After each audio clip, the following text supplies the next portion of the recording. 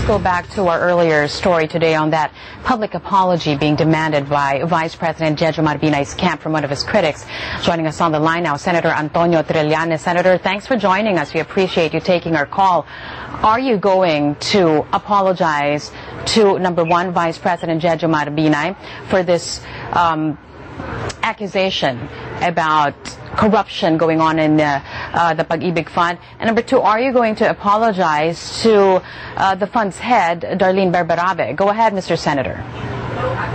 Definitely not, Carmina. They won't get any apology from me.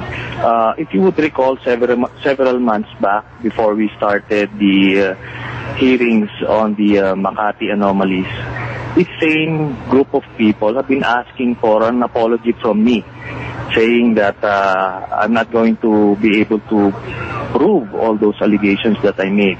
But 5 months after, the public has seen everything, the documents, the witnesses, so we have proven our point. And here we go again. So that's just a communication strategy on their part, but they won't take from me. And let me just say that any explanation or justification or defense coming from spokesmen should not count. The Vice President himself should face the people, and even including the media. Let me ask you, Carmina, have you ever had the chance to interview the Vice President himself? I don't think so.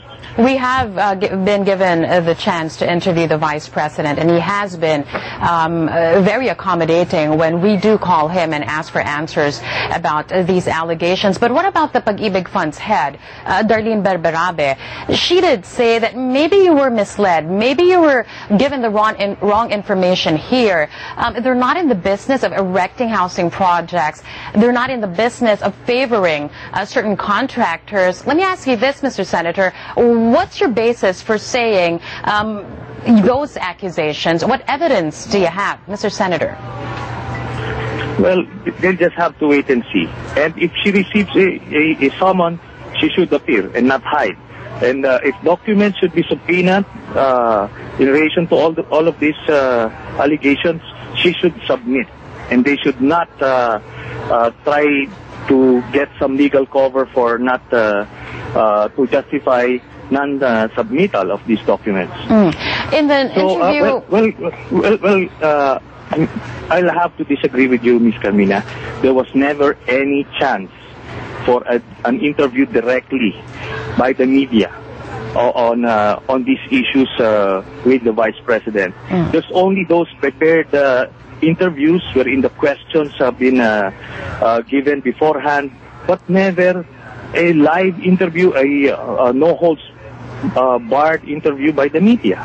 Believe what you must, Mr. Senator, but I'm not in the business of debating with you. I'm not here to change your mind, but what I know is, you know, whenever we do want to call the Vice President, he takes that call, and he does answer our questions. But first, let me ask you, what again are your accusations? First, you're saying the Vice President, through Pag-IBIG Fund, favoring certain contractors.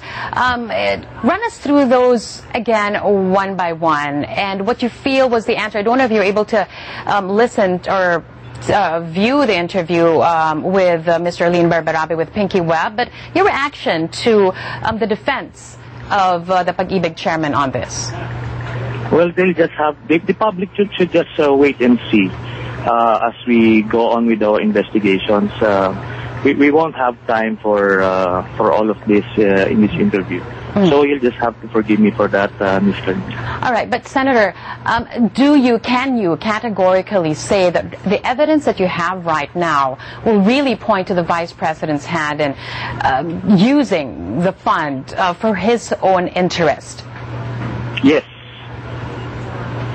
And do you have people who will prove that the Vice President indeed had a hand or dipped his hands into the operations of Pag-IBIG to serve his own interest? Let's just say that the Vice President used his position as the head of HADC for his own personal interest.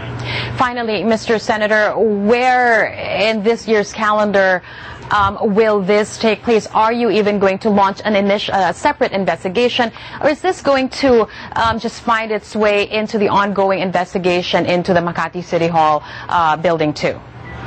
We're studying our options, and we can do this thing either way, whether launch in separate investigation or if the ongoing investigation should branch out to that, then we would tackle it just the same. But the bottom line here is once everything is complete, it will be exposed to the public. Senator Antonio Trillanes, we appreciate you taking our call. Thanks again. Thank you, ma'am.